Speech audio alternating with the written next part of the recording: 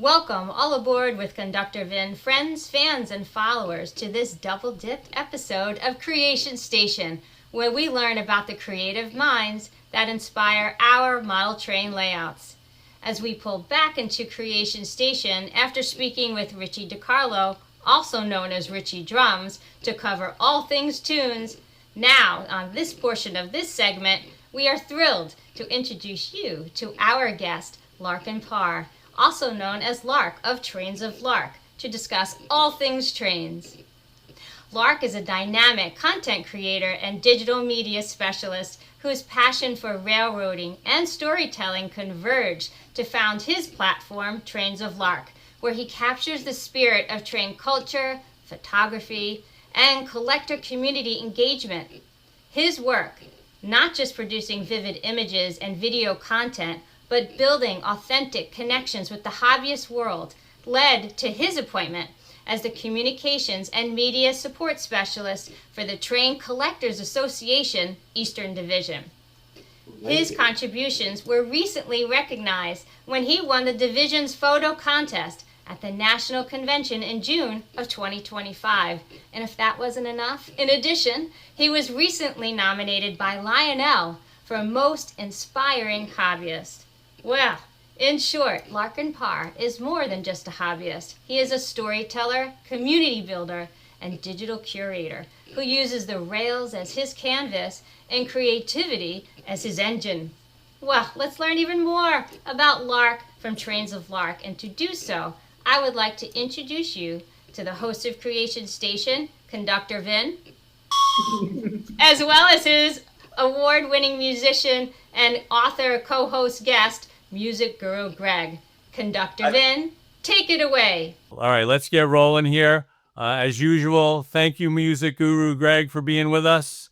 As always, a special thank you to Engineer Denise, who writes, directs, produces, researches, and edits just about everything we're doing right here. So moving on from Richie Drums, let's get talking with Lark from Trains of Lark.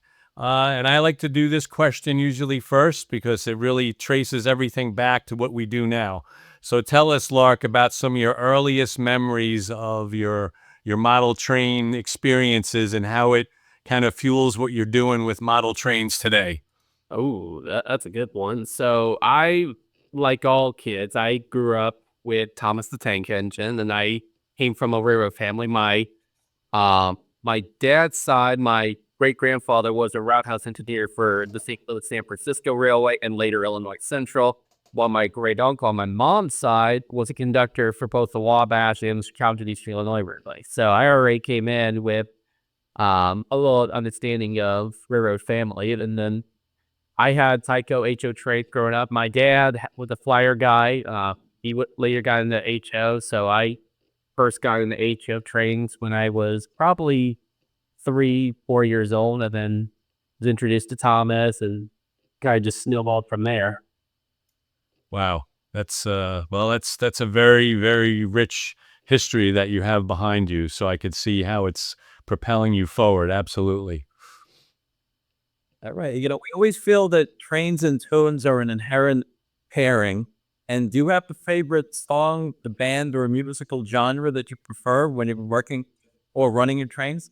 Oh, absolutely. So I grew up with TM Books and Videos, the I Love Toy Trains, Great Toy Train Layouts in America, and James Coffey music was everywhere. And, I had a follow-up to that, actually, because this is good. You do feel that the rhythm-based sound of the trains on the planet plays music in your video. Yes. So actually, as a matter of fact, if you listen to some of my YouTube videos, both my regular ones and my Christmas ones, there's a lot of callbacks to like classic train documentaries that were aimed at kids, and then I Love Toy with Trains. Like for example, Match to Trains at Christmas, both Volume 1, Volume 2. In the first one, there was an ad for Christmas Train, which was a song by James Coffey in the introduction to Toy Train Christmas. And then last year, I did intro music, played the intro music to A Line Down the Christmas. It was one of TM's most iconic videos they ever made. So I love trying to bring in all those music from those documentaries, try to bring it as a kind of callback to our childhood. All right, ready?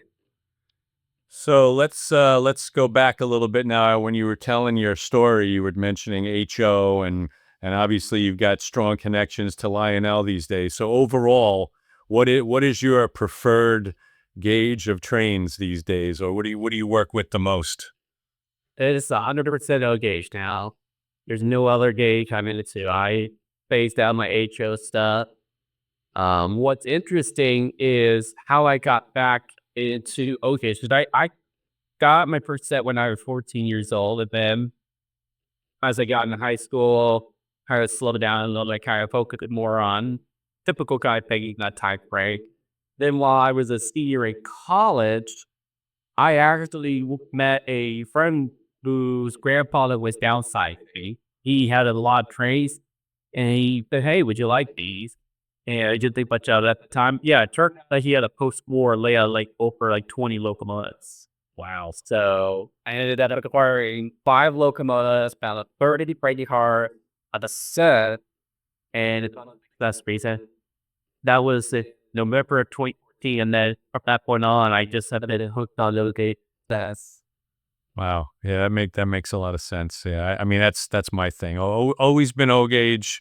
Briefly had some HO, but 99% O gauge all the way. absolutely. And we see that you enjoy infusing movie and TV clips and memes with your training video, which we can really appreciate. And are there any movies that help inspire your model training layouts? I mean, the only one that I would say had any kind of inspiration is City Polar Express, just because I've got Polar Express set. Actually, I've got a buddy of mine that's got the high-end legacy equipped Polar Express Berkshire, the one that's like $1,500. So his layout is actually was a design to feature a lot of C from a Polar Express. So hoping I could try to make or at least a trip up there soon so I can start filming some of it for the upcoming Magic Praise Crystal Volume 3. Awesome. So speaking of all the different varieties of Polar Express, which obviously when you go to train shows, Polar Express is heavily featured. So tell us about your favorite model train convention or conventions or any other train events that you really feel committed to and you try to attend on a regular basis. Well, one of them just happened this weekend. That's the York Trade Show, right, in York, Pennsylvania. That's the number one scale race to the entire country. And whether you're in the Northeast, Southeast, or the far West, everybody tried to go to the York show because not only you get all the best of the dealers in the country, but now it's had become a content creator platform for everyone to come in and meet each other and network. So it's a lot of fun. I stepped away from it for a little bit just because I've been more of a dad right now. My son born in October 2024, and so waiting until we're at the right age where I can bring them before I return to New York. But in the meantime, I focus just on the trade show in and around the Florida. Jacksonville's got the one. The Villages, Florida's got the 2 a year that I try to attend. Tallahassee, Florida's got a good one. The big one is DeLand, Florida, which is just northeast Orlando, Florida. Right. Yeah, I'm a big fan of haven't been to New York. I've read a lot about it. We're also not too far from the big train show that happens at the Big E in Western Mass every year, every winter. Yeah, There's other time. yeah. Well, maybe we'll meet there. Yeah, that would be great. But I'm also a big fan of the little local ones. Where you go into like your typical catering hall or a little convention center, and it's almost like a train flea market. You can kind of get your appetite whetted, and whether you buy things or not. I at this point I don't really need to buy anything. I just like to look. But Oh, I'm sure. yeah, well, I'll always have cash in the pocket just in case. But moving on. Go ahead there, music guru Greg. Your turn. All right. What do you hope Trees as a Lark followers people in general think they really love train? That's a good question. I get asked a lot, like, what is my goal? Like, what am I trying to do? The answer is I want to make a platform that unifies the hobby.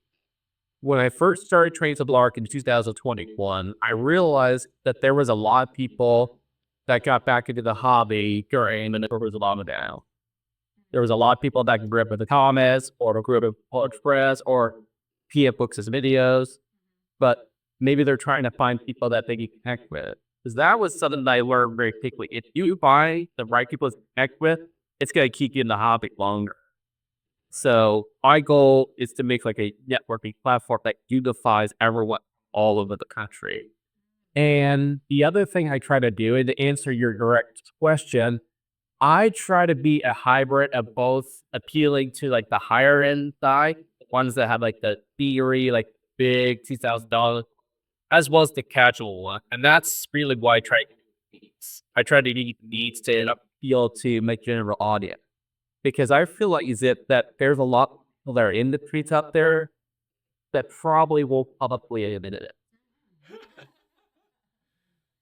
Well, it's that way with some hobbies, right? Some people hide their classic cars in their garages, except for the one or two car shows they'll go to every year. But one thing that we obviously gravitated towards that you do is your Christmas extravaganza, the Magic of Christmas trains and show, which we are very, very honored to be a part of. When we, yeah, it's well, I mean that's really where a lot of memories for a lot of people trace back to, is the train around the Christmas tree. I mean, I've told my story a number of times, but there was just, interestingly enough, it happened at 14, just like you. When I was 14, I asked my dad, one time, can we just keep the trains up? Instead of that one time, 2 or 3 weeks every year at Christmas. So again, we're honored to be a part of your Christmas extravaganza, but we also are out there like you, promoting the hobby as a year-long passion. Whether you're running a $200 train set or a $20,000 train set, yeah, we can definitely appreciate that. So, but tell us a little bit more about your Christmas program. Yeah, so I've always had an interest at doing a Christmas documentary ever since I watched the Lionel Richmond. That was the first inspiration. Is if you watch it, it's Tom McComas interviewed people from all over the country, asking them to share their train memories at the time. That was my first inspiration. The second inspiration was Chris RVP from RVT Trains. And every year he does a community video series called RVT Press. So he gives his fans an opportunity to send in their submission and get featured in his community shout-out video series. So that was my second one. But the third and the final one was 2020. My buddy, his name was Clark. He did what makes trains so special at Christmas time. And he did something that a very similar theft. He did through audio only. Like, people recorded their message about, and then he ran his train on there throughout the video. And I thought all three of those would be really good for inspiration. So it really started kind of more just something fun, because I always love Christmas. I always get excited at Christmas time just to eat the trays, get to play it a little bit more. And I grew up in the Midwest, so I was familiar with snow, any cause of festivals. Of course, going to like the Spears or Menards, seeing all like the 92nd Parade set up at the Billies. So Christmas always had a soft spot in my heart. So I made a lot of friends, and fall of 2023, I decided, you know what, I'm going to give this just a shot here. So I met a couple of friends of mine and worked out really well. So the format is deliberately designed to be inspired by Tom McComas of the TNU videos. And if you watch some of the scenes from those, especially the first one, and then you look at how TM did their Christmas stuff, it was a little bit of, it serves as a callback. Like, I actually remember when I did the live, the original one, I had people messages me, they're like, dude, this feels like an I Love Toy Train kind of video. So I tried to recreate that magic that Republican videos had. And so when it became clear that this is something that needs to be done yearly, I actually recruited my buddy Caleb over at Caleb Frames, set like a Halo up bigger low. And then that way he worked on half of the submission and I worked on the other half. The way I do the submissions is I send out invites to people. So that way, number one, I make sure that I don't get too many just where people get let up out. And number two, more importantly, it gives me a reason to do it the next year. So this year I've got 30 people that are going to be getting invites for us. So it could be our biggest one yet. So we're doing everybody from you guys to from small skills that we have like 100 ones. One of the ones that's going to be getting in by actually is for 80,000 subscriber fee. One of the top YouTubers in the country. I'm not going to spoil it because I haven't given, so I don't want to blur. But then I'm actually getting a British, one of my British buddies got well over 500,000 followers. We gotta get him involved because I want to at least experiment how to get the British side out of it.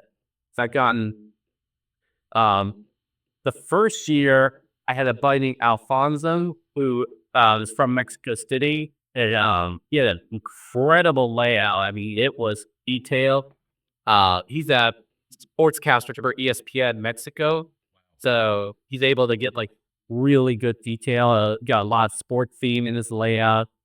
I'll definitely send you guys a link to the original one so that you guys can get to see it. So but the thing I learned the most is that not just a United States thing, like it's all over the world. Like I actually know 3 from Germany and 1 from Austria that are big actually one of the objectives for you to lay out doing Southern California. So I'm hoping to do that next year. I need to do a little more area to show that this just the nerd to play this international. Absolutely. Absolutely. Well, just like music, trains and tunes. Well, Larken, I can't thank you enough for coming on with us and sharing your multi-dimensional perspective on the hobby of trains. It's something we obviously truly appreciate. Also want to thank our usual co-host there, music guru Greg, and of course the woman behind the purple curtain, engineer Denise, who slaps all this together and makes a lot of effort look effortless. So thank you guys for being here. And Trains of Lark, everybody, we want you to stay with him and watch his stuff. And as we barrel on towards Christmas, it's going to be even more important to get in touch with your love of model trains. Thanks, everybody. We'll see you again soon.